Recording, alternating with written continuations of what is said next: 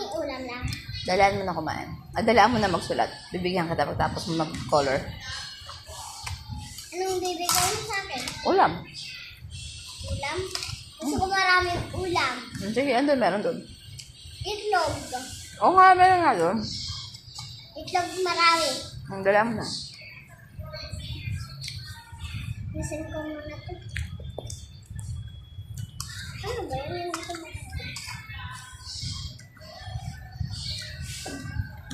Mahal, di ba sa lagubang to?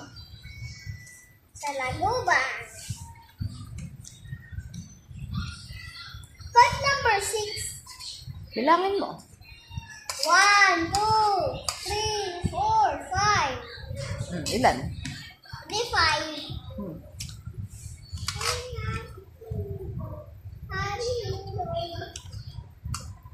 Ma, anong English ng mosquito? Mosquito. English ng mosquito? Mosquito nga. Mosquito? Tagalog. Ha? Tagalog. Tagalog ng mosquito. Ano? Ikaw sinasabihan ko eh. Ikaw nga, hindi ko alam eh. Ano ba? Ade, ano?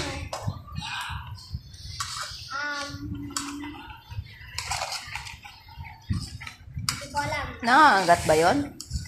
Hindi. Nangangagat yun eh. Hindi. Kinakagat ka nga lagi nun eh. Hindi mo alam? Ang gagampa, kinakagat lang ako.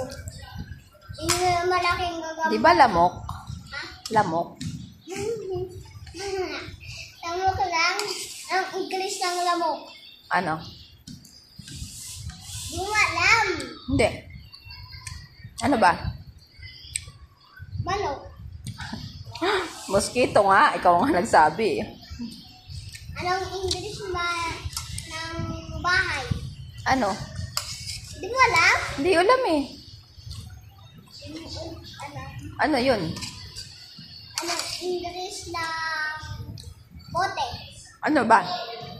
Di mo na alam ulit. Hindi ko nga alam. Ano ba? Ikaw nga magsagot. Hindi ko alam eh. English ng bote? Bote. Bote. English ng bote?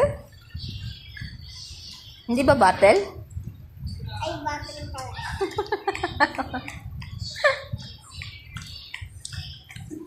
Anong English ng cellphone? Hindi ko alam. Cellphone din yata eh.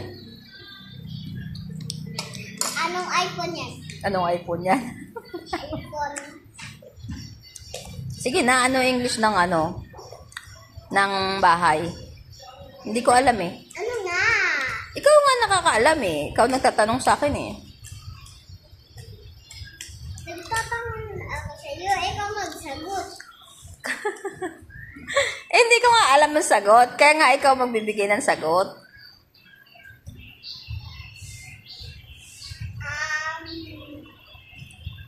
Anong English ng chair? Nang? Chair. Anong chair? Teacher. Ah, chair. Chair. English na yun, di ba? Anong Tagalog nun? Teacher. Ano ang Tagalog nun? Hindi ko alam. Hulo? Ano inuupuan mo? Teacher. Anong Tagalog ng chair? Chair na upuan. Oh. Nagsulat na. Ay, nagko-color eh. Kinukwento mo na ako eh. Hindi pa tayo tapos eh. Ito, kukularan. Ay, sinasayang ang ballpen. Ibalik mo yung ballpen at ipanche-check ko yan mamaya kay ate.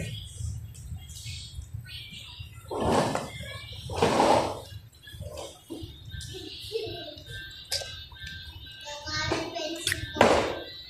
Ace. Ouch. Ayos.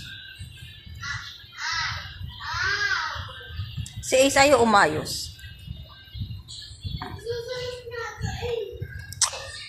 Oo, okay. Hindi kita bibigyan ng ulam. Ha? Ay, lang, susulatan ko muna.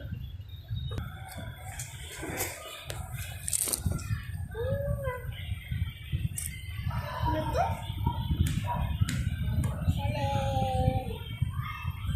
Sabi, ano ba yun? Sa lubang? Hindi yan totoo. Ay, sa lagubang. Dalian mo na. Dalian mo na, sa lagubang. Pag hindi mo natapos yan, papaluin kita. Gusto mo? Pag hindi ko na tapos yung kabila. Ang dami pa niyan, oh. Kapal pa niyan. Dalian mo na. Marami yan. Ayaw ko ba yan? Tapos ko na to in piece.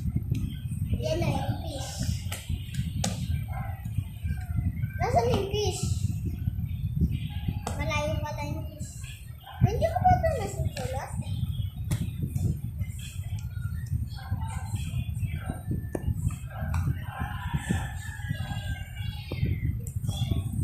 Ace, ano ba? Ayoko na nga. Hanapin ko yung may apple. Tapusin mo na tong color mo. Ito ba yun? Tapusin mo na. Makakatikim ka sa akin. Malami na Dali na. cappuccino.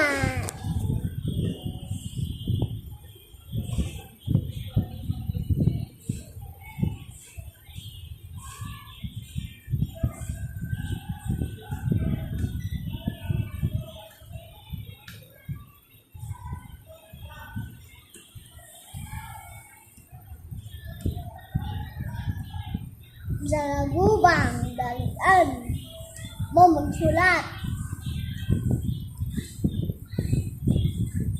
Di ba yung sa lagubang maliit? Di ba may maliit na sa lagubang? Sige na. Tsaka malaki?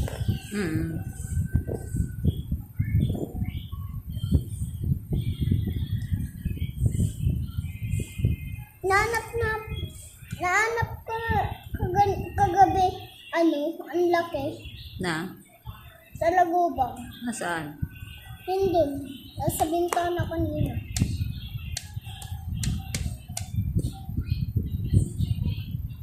Hindi gumagapang. Tapos mulipad na. Kung natulog na ako. Nawala agad doon.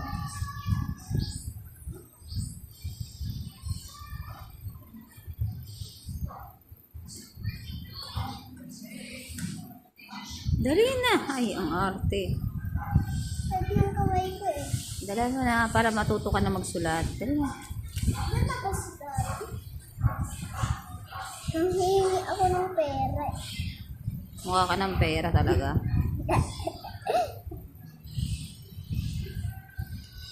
Kanina, hindi kami kay daddy ng pera.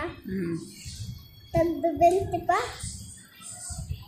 Nasaan na? Binigay sa amin. Nasaan na? Naubos namin, di ba? Yung 20-20 mo, nung graduation mo, nasa ubos mo na. Di ba? Nasaan na? Sa kwarto. Kabilang kwarto. Ilan na lang yun?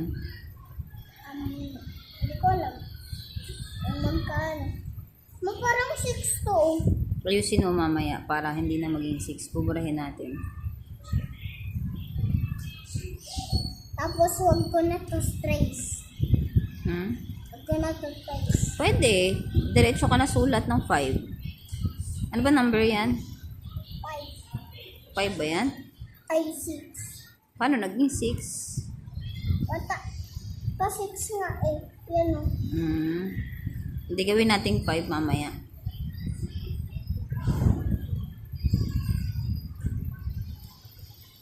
Di ba pa ganyan lang?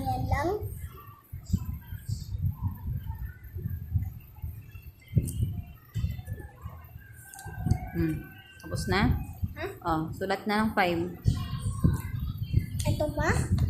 Wag na yan. Mamaya na yan. Yun na lang number 5 para mabilis ka makaalala ng number. Number 5. Kahit may bilog siya. Gawin mo to.